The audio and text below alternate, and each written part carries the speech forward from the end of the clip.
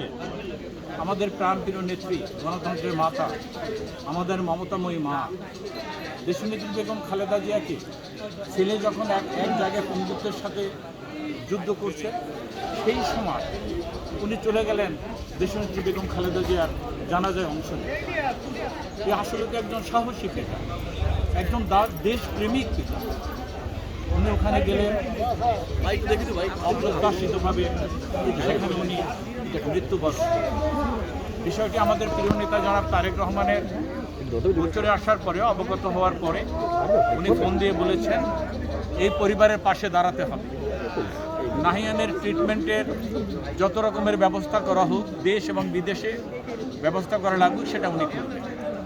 উনি বলেছেন এই পরিবারের যারা সদস্য রয়েছে, আগামী দিনগুলিতে তাদের সংসার কিভাবে চলবে, তাদের পরিবারের মধ্যে যদি যোগ্য কর্মক্ষম কেউ হয়ে থাকে তবে সেখানে তাদেরকেও সেই জায়গাতে কাজ দেওয়া হবে, তাদেরকে পুনর্বাসন করা হবে এবং এই পরিবারের পাশে সার্বক্ষণিকভাবে বাংলাদেশ জাতীয়তাবাদী দল বিএনপি থাকবেন। এবং এটা শুধু লোকাল লোক না, এটা কেন্দ্র থেকেই আমাদের নেতা জনাব তারেক রহমান উনি বিষয়টি মনিটরিং করবেন এবং উনি দেখবেন। উনি প্রতিটা কর্মীকে প্রচণ্ড ভালোবাসেন।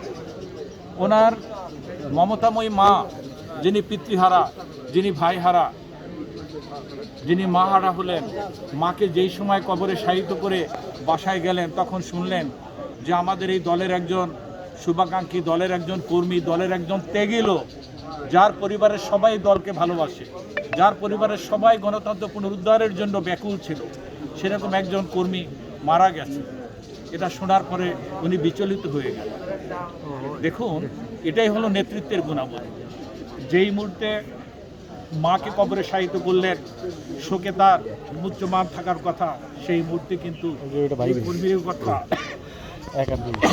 উনি ভুললেন না, তার সমস্ত খোঁজ খবর নিয়েছেন।